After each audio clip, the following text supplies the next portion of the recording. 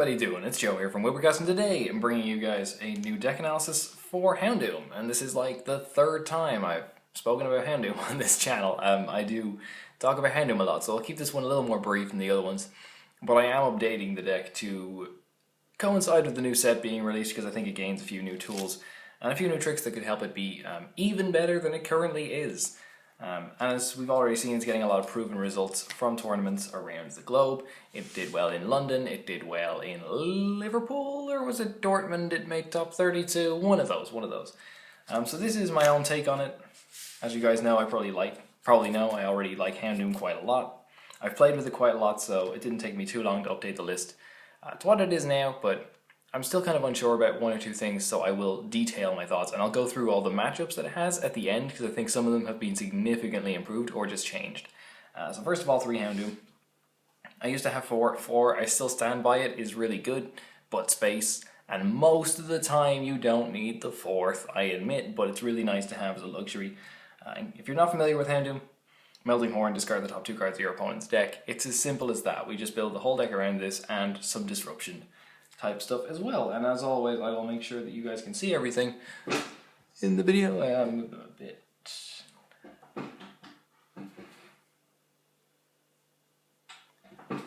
Okay, that you know what? That's fine. That's fine. I'll move them over again if I need to. So next up, we got one Bunnelby. I'm really, it breaks my heart to have to cut the Durant from this, but I don't know if the Bunnelby's better or not. I'm kind of still testing this out.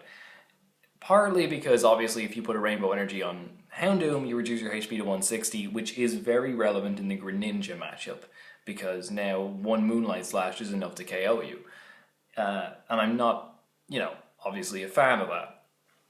Also, because Bunnelby has the Rototiller attack, where you shuffle cards from your discard pile into your own deck, I like this too, especially because I'm now running a few more 1 counts and stuff that I might want to recycle that way.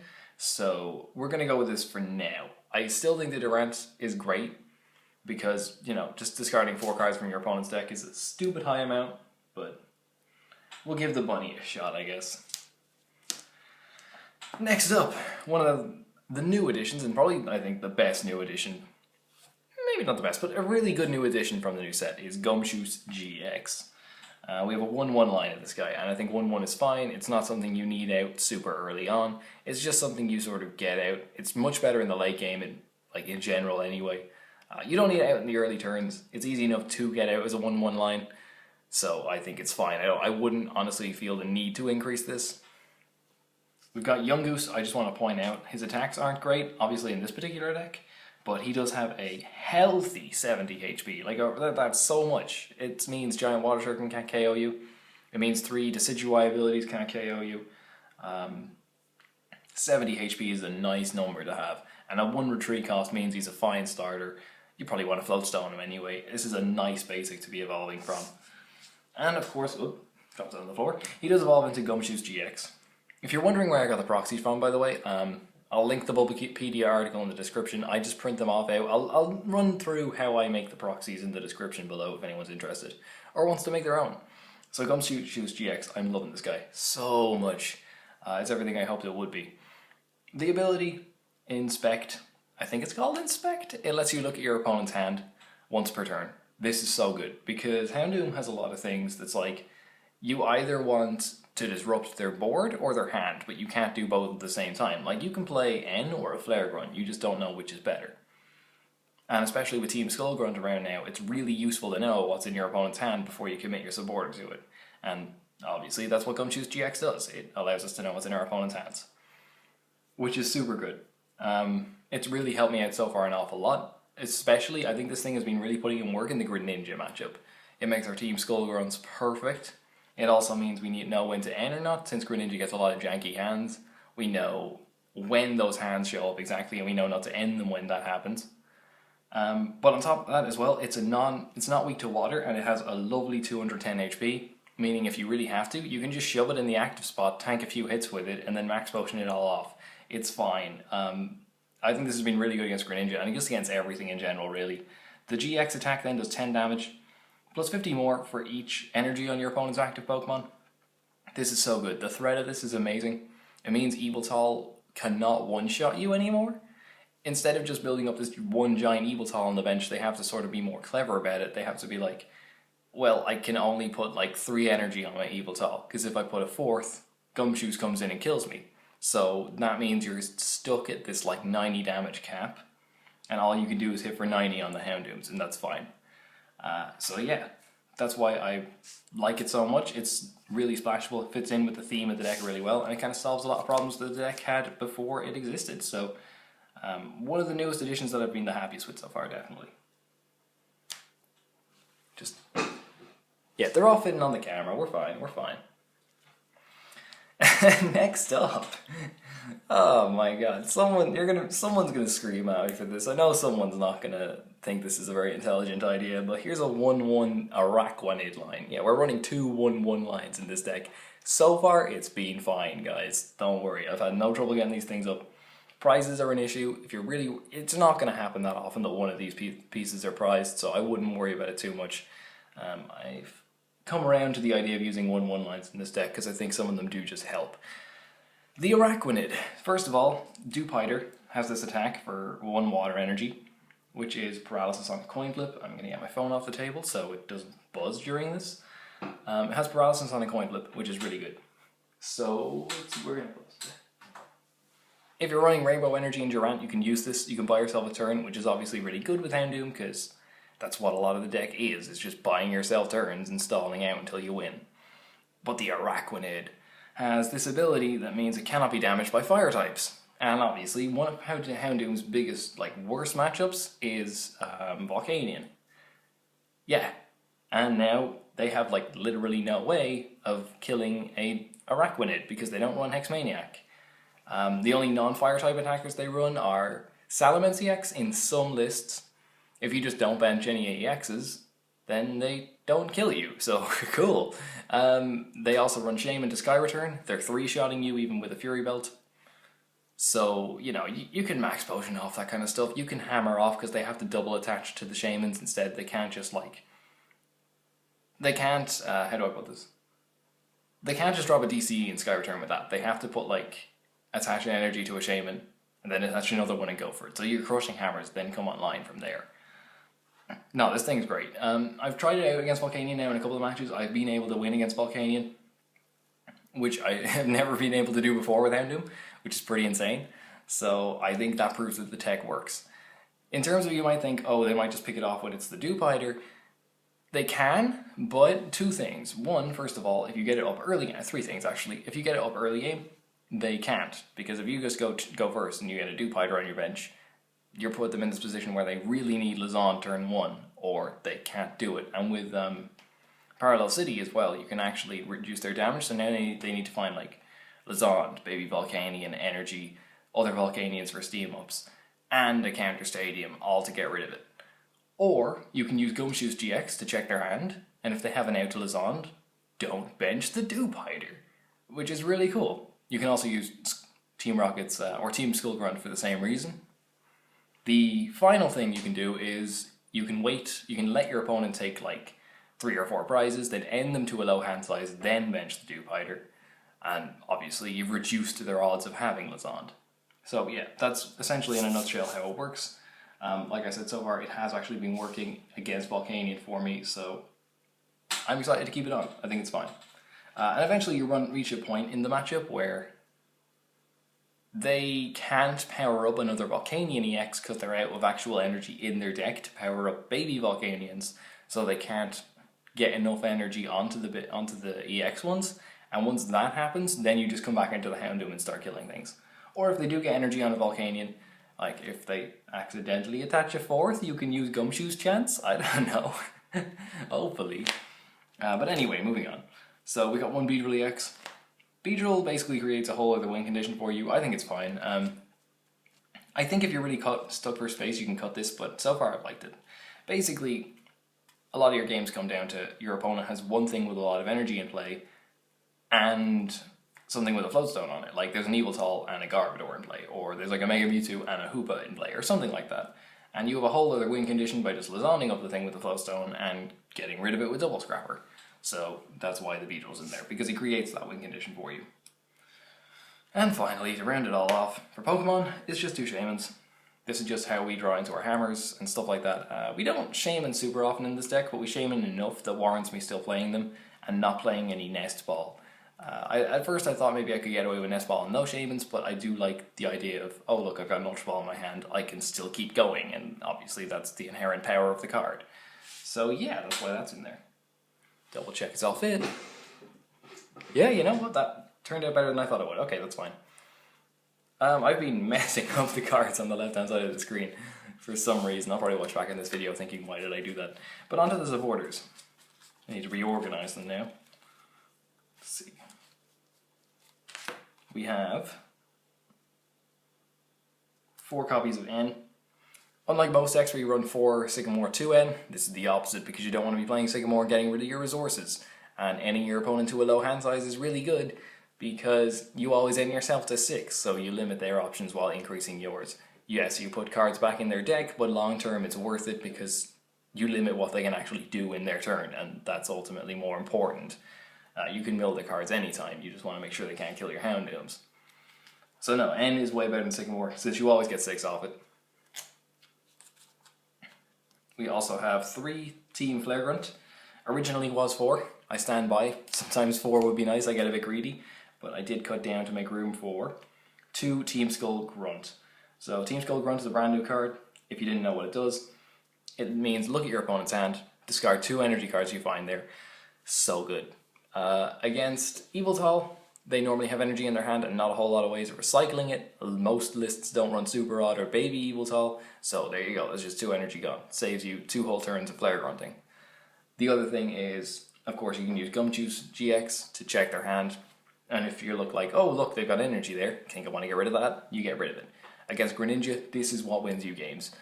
You don't do it super often against Greninja, but there are turns where you look at your opponent and you're like, you just know that they have water energy in their hand because they Moonlight Flashed it back. And you can severely limit their options with this thing. Even if sometimes they don't have a draw supporter, but they do have water energy, that's going to be enough for them to keep taking prizes in the match.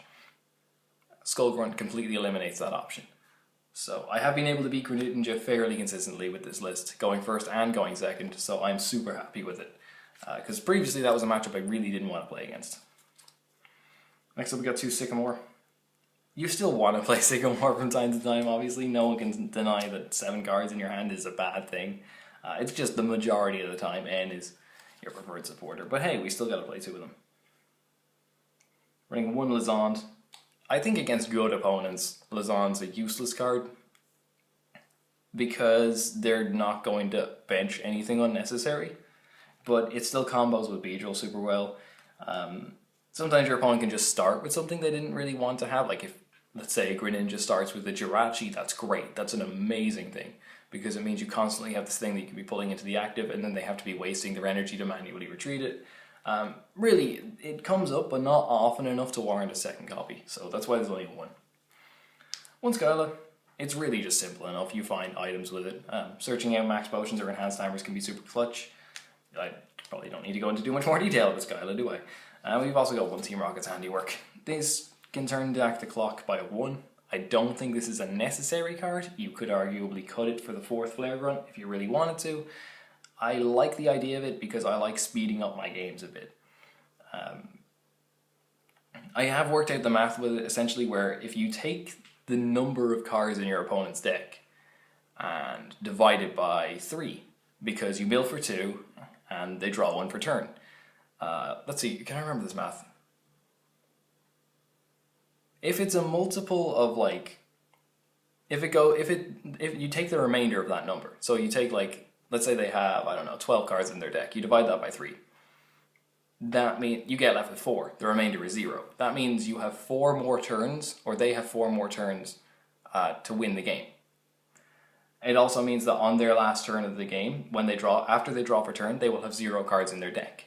So if the remainder is 0, a Team Rocket with 1 head flip will reduce the clock by 1, meaning that they have 3 turns as opposed to 4. If the remainder is 1, the same deal applies. If the remainder is 2, it means that they will have 2 cards left in their deck on their final turn. So like if they had, let's see, 14, that goes in 4 times remainder 2. That's 4 turns with a 2 remainder. Now if you use Rocket's Handiwork and only flip 1 heads, you're not actually reducing the clock. If you know this math, it makes it a lot easier to win games because you're able to calculate when and when not to play it, but it also it sort of proves that you only really need to play one Rocket's Handiwork as opposed to any more of them. But knowing this math in combination with playing this card really helps out. If you didn't understand what I said, but you would like to, please leave a comment below saying, Joe, you explained that terribly, and I will try and go into more detail with it. Maybe if I sit down and type it out, I'll have a better idea of how it works in myself, but look, I hope you understood, basically. Anyway, onto the items. 4 VS Seeker. I'm going to run through these. 4 Crushing Hammer, because I don't need to explain this kind of stuff. 4 Max Potion. Only 3 Ultra Ball. I might need to explain this one because you don't really do a lot of Pokemon searching in this deck. If you're really worried about finding these 1/1 lines, yeah, like I said, you could probably find room for a 4th one. I don't think you need to. I think 3 has been fine for me so far. I'd rather a 4th N, which is what I do run, because generally you can just draw into, you have like the odds then to draw into an Ultra Ball or into a physical copy of one of the cards you're looking for. So I think a 4th N works out better than a 4th Ultra Ball personally. We also have 3 copies of Trainer's Mail. Not 4 copies. Again, this is kind of, do I want a 4th N, 4th Ultra Ball, or 4th Trainer's Mail? Trainer's Mail is by far the worst option of this, because adding in a 4th Trainer's Mail, that you're adding in 1 extra card that you cannot take with your other Trainer's Mails. I've been cutting down to 3 Trainer's Mails in a lot of my decks, and I've been finding it really, really fine, and saving me a ton of space, because I don't like playing Trainer's Mail and finding a Trainer's Mail. I would rather play a Trainer's Mail and find an Ultra Ball or an N. So therefore, 3 Trainer's Mail makes more sense to me. We've got 2 Enhanced Hammer. Used to be 3. But I think Houndoom is an extremely meta-dependent deck. It's a bit like Vespiquen in a sense. And in that way, that you need to change the list depending on what the meta is like, depending on what is popular. Like, I've got this 1/1 Araquanid line in. If Volcanion wasn't popular, you take that out. You put in other stuff. It's the same for the Enhanced Hammer. There aren't enough decks going around that rely on DCE for me to run a 3rd copy. It's great against Mega Mewtwo, but maybe after Dallas. But it's not seeing a huge amount of play, I think, at least. I don't think just that matchup is worth me playing a 3rd Enhanced Hammer for, especially because I figure I can win it anyway, especially with Gumshoos GX. Like, if the future proves to have more Enhanced Hammer or special energy reliant decks, obviously put in a 3rd, it will work out for you. Even Eviltal, I feel, a good Eviltal player will play around Enhanced Hammers and will be able to just use basic energies to get to where they need to be. And like I said, with Gumshoos GX around, they don't want to attach too much energy in the first place. So they'll probably just have 3 Dark Energies on an Eviltal at almost all times. So, long story short, 2 Enhanced Hammer is fine. 1 Energy Retrieval. I found this better than an 8th basic energy, because you're max potioning off a lot of energy. Like, you have to max potion probably at least 3 times per game in almost every matchup. So you may as well make the most out of it by playing max potion and then getting 2 cards back as opposed to just the 1.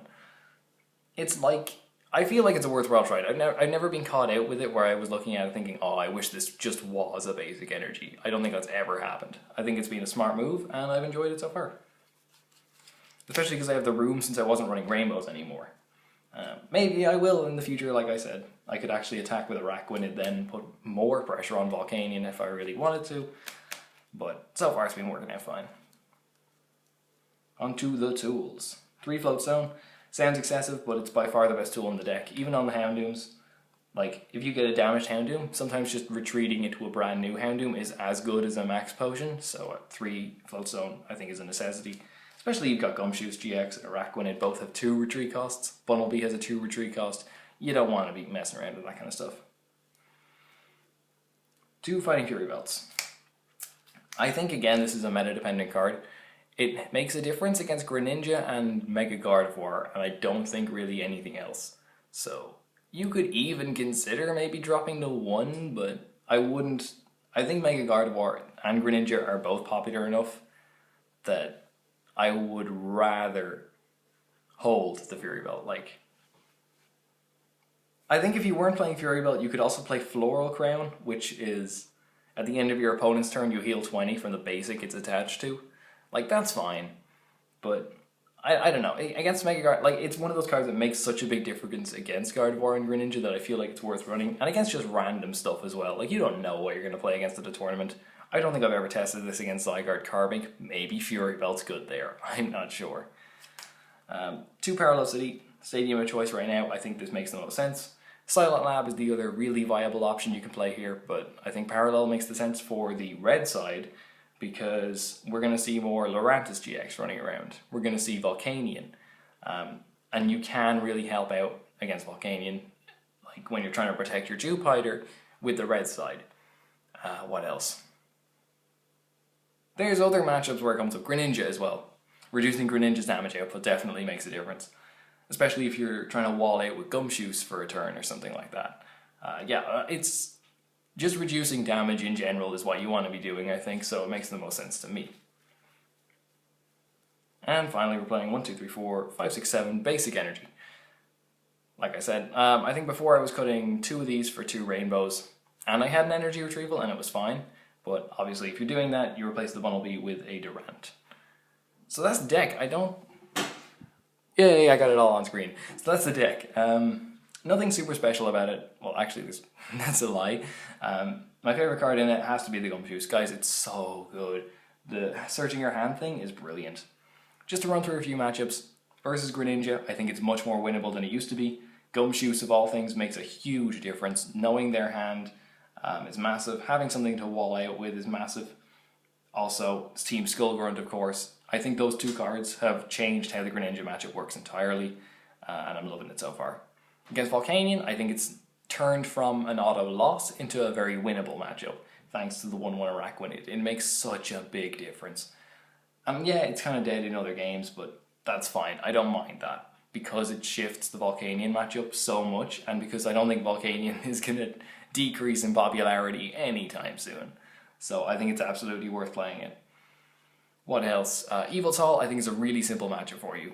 The Fright Knight can be a bit annoying if you're if it's picking off 2 Houndooms at once, but if you can play around that, you just only bench 1 Houndoom. Like, then you're fine. Obviously, it can't even target Gumshoos GX because that's a GX, not an EX. I don't know, I've been finding the Yveltal matchup perfectly fine.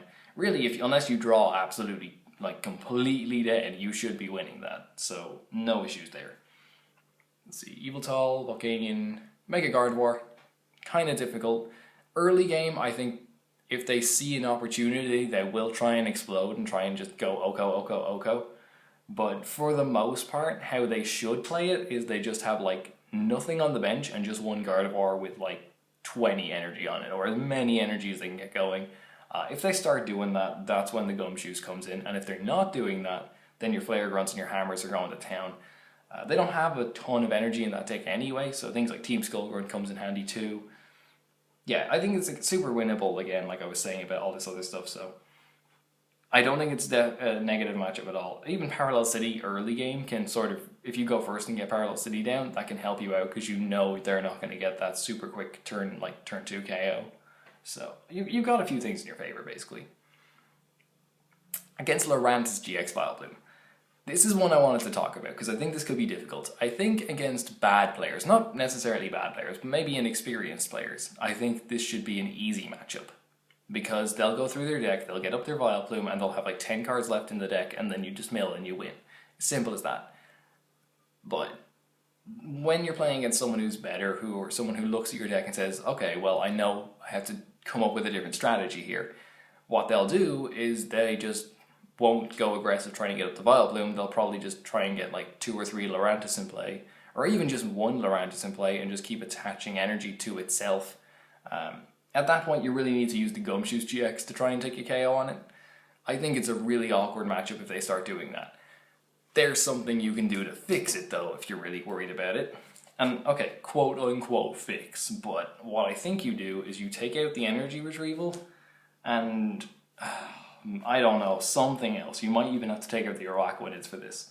But I think you play, like, 1 Burning Energy and a Mega Houndoom. Yeah, I think what you do in this is you just switch strats completely and you try and get a Mega Houndoom with a Burning Energy on it. And that way you can just use Inferno Fang twice, kill 2 Lurantis GXs and hope they don't have a response. I feel like that would, I haven't tested this, but I think that if that does become a problem, this is where the road I'm starting to going down. Although again, if Lurantis GX is popular, Volcanion is probably going to be really popular, and you know, you have to take the loss to something, I suppose.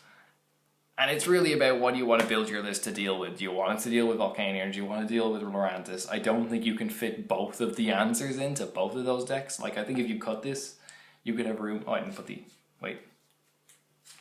Yeah, there we go. I think if you cut the Araquanid, then you can definitely fit in the Megas and the Burning Energies and stuff like this. But again, it's like you gotta pick what you want to counter. So that's why it's important to know the different options you have available to you with this list.